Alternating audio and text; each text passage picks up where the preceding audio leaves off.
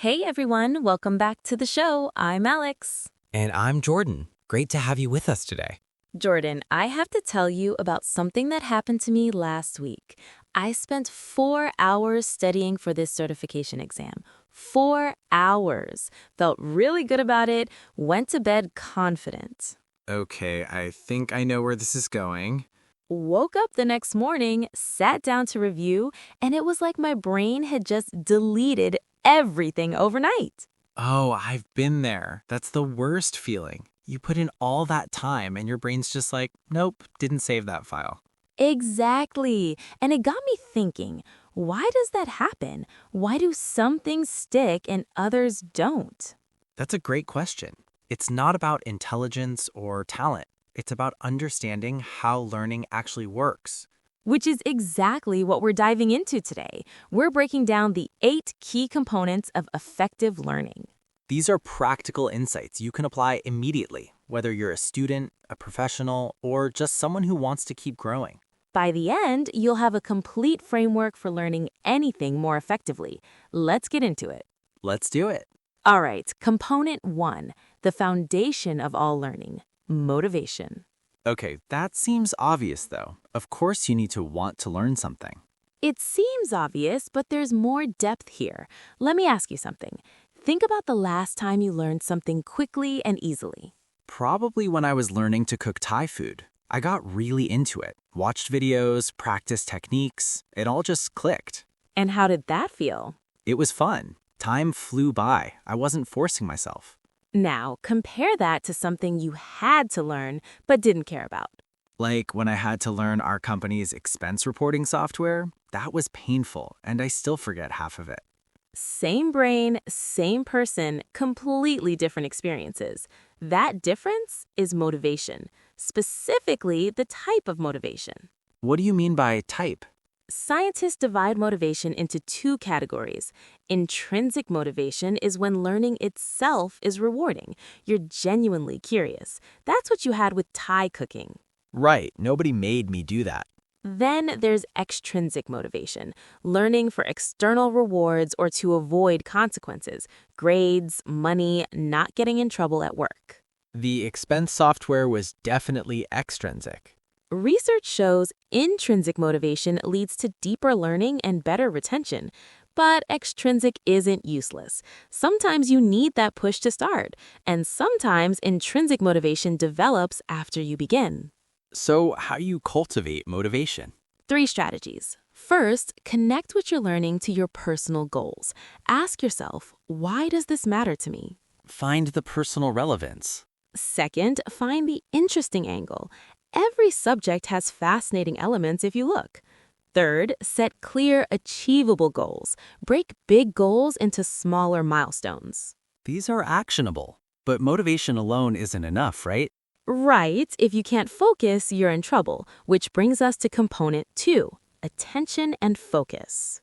This feels relevant in our distracted world. Hugely relevant. Here's a shocking statistic. After a single interruption, it takes an average of 23 minutes to fully regain focus. 23 minutes from one interruption? One interruption. So every phone buzz while studying resets a 23-minute clock. That's insane. Attention is the gateway to your brain. Information that doesn't pass through doesn't get stored. It just bounces off.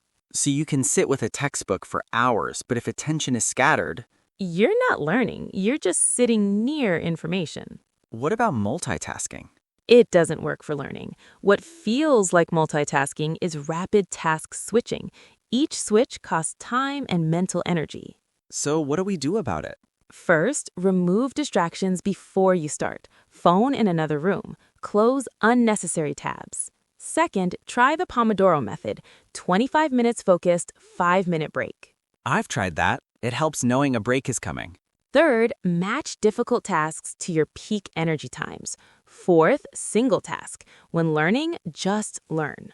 So attention is the gateway. What happens once information gets through? That leads us to component 3, what's already in your brain, prior knowledge. Component 3 is prior knowledge. Tell me about this one. Here's something counterintuitive. Experts don't just know more than beginners, they actually learn faster in their area of expertise. The more you know, the easier it is to learn more? Exactly. Learning is about making connections to what you already know. Cognitive scientists call this schema theory. A schema is a mental web of interconnected knowledge. Like a filing system? More like a web. When you learn something new, your brain looks for existing knowledge to connect it to. More connections mean stronger memories. So if I already cook and learn Thai cuisine, I have existing concepts to attach to. Knife skills, heat control, flavor balancing. Perfect. The new information has places to stick. Someone who's never cooked doesn't have that web. The information has nowhere to attach. This is why learning compounds over time. Each piece makes acquiring related knowledge easier. What are the practical implications? First, before learning something new, activate what you already know. Ask yourself what you're already familiar with. Second, explicitly look for connections as you learn. Be an active connector, not passive receiver. Third, if learning something completely new, start with fundamentals. Build a foundation before advanced concepts. Fourth, use analogies. Comparing new concepts to familiar ones creates instant connections. Prior knowledge is like Velcro that new information sticks to. Exactly. The more hooks, the more sticks. Now let's talk about what locks information in. Component 4, practice and repetition. Practice makes perfect, right? Sort of, but there's more nuance. Let me tell you about the forgetting curve. In 1885, psychologist Hermann Ebbinghaus discovered we forget about 70% of new information within 24 hours. 70% in one day? Gone. But here's the good news. Each time you review, the forgetting curve flattens. You forget less and remember longer. Repetition changes how your brain holds information. This leads to spaced repetition. Instead of cramming, spread practice over time. Review after 1 day, then 3 days, then a week, then 2 weeks. But wouldn't you forget during the gaps? That's the point. You let yourself partially forget, then retrieving strengthens the memory. The struggle builds strength. It's called desirable difficulty. What about quality of practice? Psychologist Anders Ericsson introduced deliberate practice. It's different from regular practice in key ways. It targets weaknesses, not strengths. It pushes just beyond current ability. It includes immediate feedback. It requires full concentration. And honestly, it's often not enjoyable. When learning guitar, the frustrating drills improved my playing, not the fun noodling. Exactly. 10 years of casual practice doesn't equal 10 years of improvement. Practical tips. Use spaced repetition apps like Anki. Practice weak areas specifically. Test yourself instead of rereading. Be consistent. 30 minutes daily beats 5 hours weekly. You mentioned feedback. Is that its own component? It is. Component 5. Imagine learning archery while blindfolded. Frustrating and dangerous. You're shooting arrows but never see where they land. How would you improve? You wouldn't. You'd keep making the same mistakes. That's how many people learn. Practice without knowing if they're doing it right. Here's the key principle. Practice doesn't make perfect. Practice makes permanent. Only practice with feedback makes perfect. What counts as feedback? Immediate feedback tells you right away if you're correct, like language apps correcting pronunciation. Delayed feedback comes later, like getting an essay back. Self-generated feedback is assessing your own performance. Which is best? Faster feedback generally leads to faster learning, especially for beginners. But feedback only works if you're open to it. What do you mean? Psychologist Carol Dweck talks about fixed versus growth mindsets. Fixed mindset sees mistakes as evidence of inability. Growth mindset sees mistakes as information showing what to work on. Your relationship with feedback affects how useful it is. Profoundly. Separate your ego from performance. Errors are data points, not personal failures. Practical tips? Seek feedback actively. Ask specific questions. Record yourself practicing. Keep an error log. Look for patterns. Component 6. Memory and retention. The engine room of learning. This feels like a big one. It is. If you can't remember what you learned, did you really learn it? Fair point. First, let's clear a misconception. Your brain isn't like a computer hard drive storing information perfectly. Memory is reconstructive and selective. Every time you remember something, you're rebuilding that memory. That's unsettling. But understanding this helps us work with it. Memory has 3 stages. Encoding is getting information in. Storage is keeping it there. Retrieval is getting it back out. What affects encoding? How you initially process information. Shallow processing means just reading words without engaging. It leads to weak memories. Deep processing means engaging with meaning, asking questions, making connections. It leads to strong memories. This is why highlighting textbooks doesn't work well. Exactly. You're not deeply engaging. Better approaches? Ask questions as you read. Summarize in your own words. Explain concepts to others. Create your own examples. What about storage? Sleep. Absolutely critical. During sleep, your brain consolidates memories, moving them from short-term to long-term. Students who sleep after learning retain significantly more. So all-nighters are counterproductive? Very. You cram information in, but don't consolidate it. Plus, you're cognitively impaired from sleep deprivation. What about retrieval? Fascinating part. Retrieving information actually strengthens memory more than restudying. Testing yourself is better than reviewing? Yes, it's called the testing effect. When you pull information from memory, especially with effort, you strengthen neural pathways. Struggling to remember actually builds the memory. Exactly. Rereading feels easy but doesn't work well. Self-quizzing feels harder but works much better. Any specific memory techniques? Several. Chunking breaks information into smaller units. Phone numbers are chunked into groups instead of 10 random digits. Mnemonics create memorable associations. Never eat soggy waffles for compass directions. The sillier, the better. What else? Memory palace. Place items you want to remember in specific locations in a familiar space in your mind. Walk through your house, placing each thing in different rooms. And dual coding. Combine verbal and visual information. When you read about something, visualize it too. The memory palace sounds like a game. It can be. That's why it works. What's component 7? The most underrated one. Metacognition. Fancy word. What does it mean? Thinking about thinking. Your awareness of your own learning process. Awareness of how you learn? Knowing what strategies work for you. Recognizing when you're confused. Accurately assessing your understanding. Like being the manager of your own brain. Great way to put it.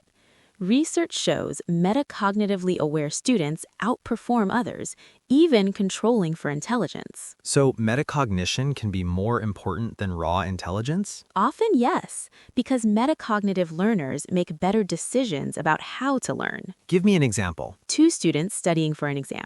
Student A reads notes, everything looks familiar, thinks they know it, stops studying. Student B reads notes, closes them, tries writing everything from memory, realizes they only recall half, identifies gaps, and focuses there. Student B checks understanding instead of trusting a feeling. Exactly. The biggest pitfall is confusing recognition with recall, familiarity with knowledge. How do you build metacognition? Regularly ask yourself if you actually understand or if it just seems familiar. Test yourself. Before studying, estimate how long it'll take. Compare to reality afterward. Build calibration. After learning sessions, reflect. What worked? What didn't? What will you change? Keep a learning journal. Try explaining concepts out loud without notes. Become a scientist studying yourself. Perfect. Observe, hypothesize, test, adjust. Final component: environment and context. Where and how you learn matters. More than most realize. Physical environment, social environment, and mental state all affect learning. What makes a good physical learning space?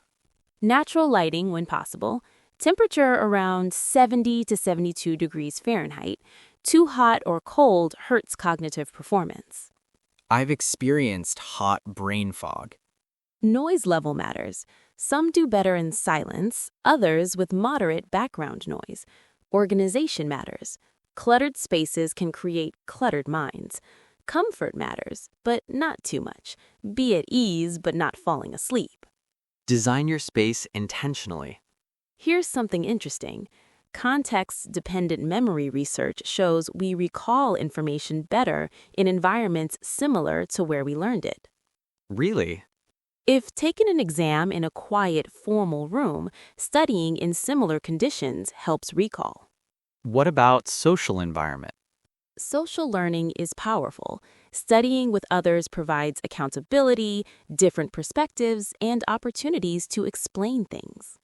Teaching is the best way to learn. When you explain concepts, you organize thoughts, fill gaps, process deeply. But social learning can distract if not managed. Study groups that become hangouts don't help. You mentioned mental and emotional state. Huge and overlooked. Chronic stress physically impacts your brain. The hippocampus, critical for memory, can shrink under prolonged stress. Stress physically changes your brain? It does. Sleep deprivation impairs attention and memory. Anxiety consumes working memory needed for learning. Taking care of yourself is part of learning. Exactly.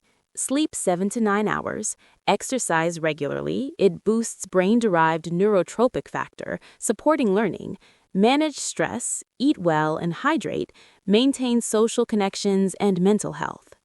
Your brain isn't separate from your body. They're one system. Optimize both. Can we do a quick recap of all 8? Absolutely. 1 is motivation, the fuel that drives learning. Find your why and set clear goals. 2 is attention and focus, the gateway. Protect your focus, remove distractions. 3 is prior knowledge, the foundation. Learning is about connections. 4 is practice and repetition. Use spaced repetition. Embrace deliberate practice. 5 is feedback, the compass guiding improvement. Seek it actively. 6 is memory and retention. Encode deeply. Sleep well. Test yourself. 7 is metacognition. Think about your thinking. Monitor understanding. 8 is environment. Design your space. Take care of your body. Now you can diagnose your own learning challenges. When something isn't working, ask which component is the problem. Identify the weak link and strengthen it. Learning isn't mysterious. It's a system that can be understood and improved. Any final thoughts? Learning is a skill that can be developed. Take these 8 components, experiment, find what works for you. Small improvements compound over time. Thank you everyone for listening. Please subscribe and share with someone who might benefit. We'd love to hear from you. What's your biggest learning challenge? Reach out on social media. Until next time, keep learning. Take care, everyone.